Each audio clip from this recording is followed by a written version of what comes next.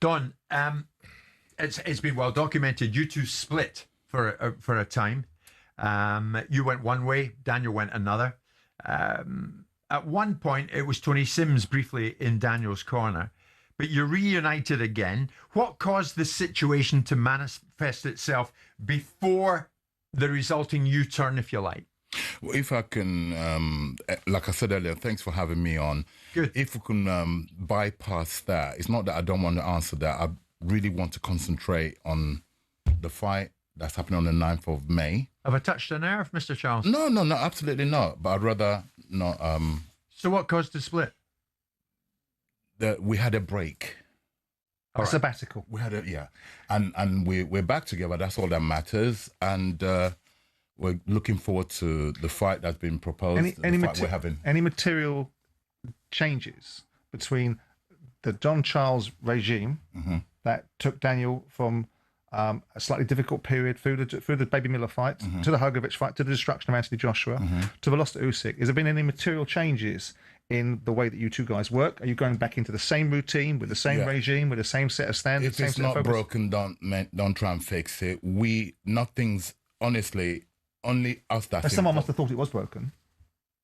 Right, we had a break, a temporary break. Okay, he didn't have a fight. Yeah.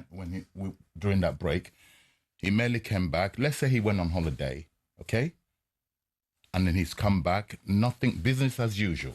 Okie doke. It wouldn't be wrong to suggest, Don, and he's sitting right beside me, I'm sure he'd admit it, Daniel fell short against Usyk.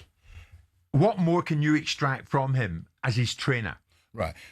What must point out, the man we fell short against, the first fight was controversial, but we're not going to go back to that. The fight in Wembley was conclusive against Usyk.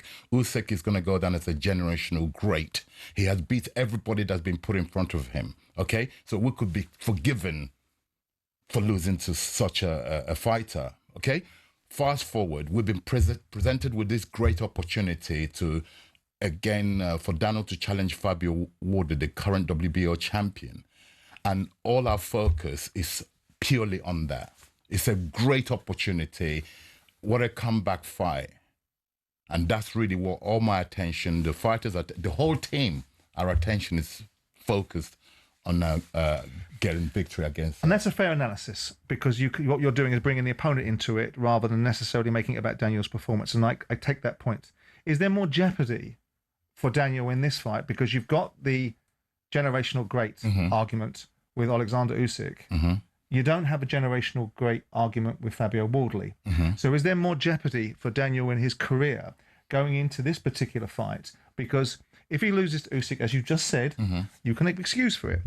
If he were to lose to Fabio Wardley, which will not be in your thinking, I know, but it's part of the makeup of this fight, does that not play a part in the challenge that confronts you guys? Not necessarily. It's the known rather than the unknown. Fabio Wardley is the known. How's that then? Because Daniel has no problem facing an orthodox fighter. Okay.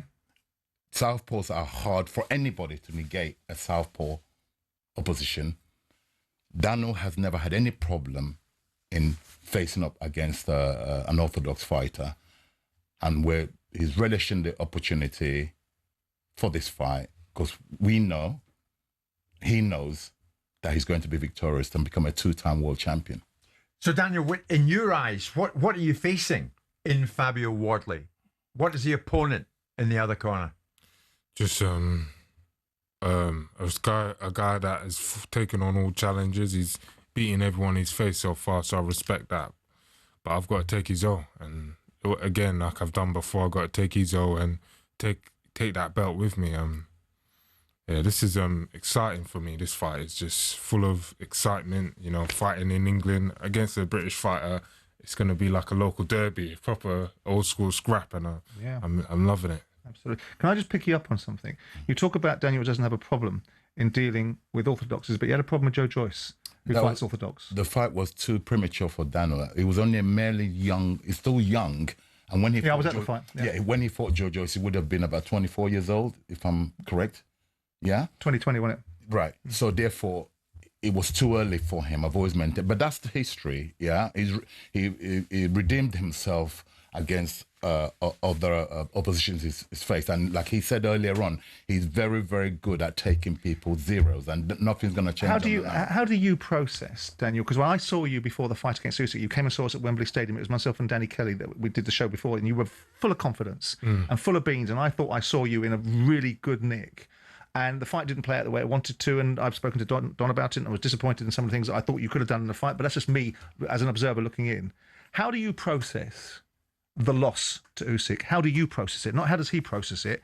How do you as a fighter? I don't even... Doesn't even dwell on it. No, I don't dwell on it. It's fight. It's gone. Nah, that's in the past. That's not... That's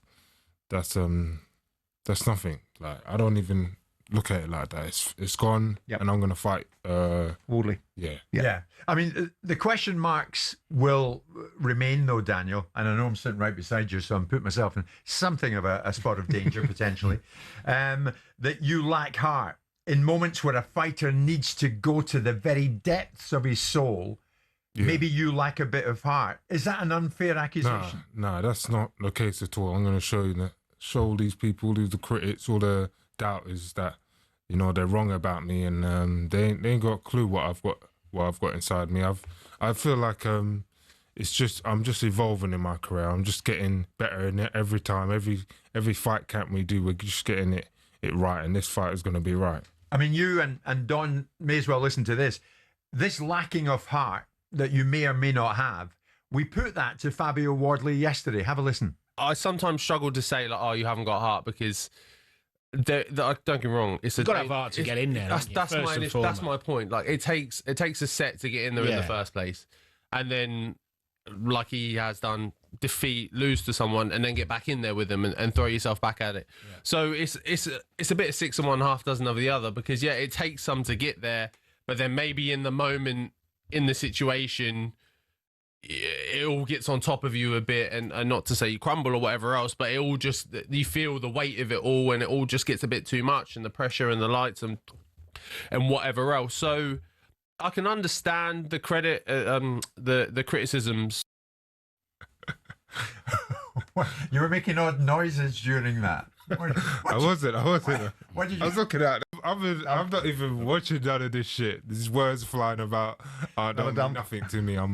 I'm a pure warrior, pure and simple. We need to mind our language, Daniel, but you can take it from that, everybody listening. Does it annoy you? Does it annoy you, Don? Daniel didn't really bother with that. Does this sort of observation annoy you? Because it started in the Joe Joyce fight. Yeah. And I think that was grotesquely unfair, because I was there, and I think his corner should have done better for him and taken him out rather than put him in a position. But does it annoy you when this constant diatribe about what he's got in moments of great adversity? Yeah, it's quite laughable at times, because people are still holding on to what they're claiming. That's not the case at all. The kid knows himself. He just said it, okay? If that's the confidence, they're trying to draw some confidence from that, then good luck to them. I thought Daniel redeemed himself. He demonstrated against Baby Miller. Hrgović, okay? Right? When the going gets tough. Yeah, he's proved it, and we don't have to justify nothing. Yeah, if that Fabio Wardley's team, if that's what they're really holding on to, then good luck.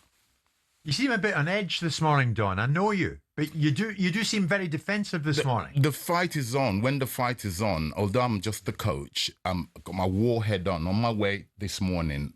You have to be in the zone. I mean, he's ready to fight, like he said earlier on. If this fight was in 2 weeks' time, Daniel's always in camp anyway. He lives boxing, drinks, eats boxing. So I've got my fight head on, hence why I might be what you're picking up on. You're probably right. Fair enough.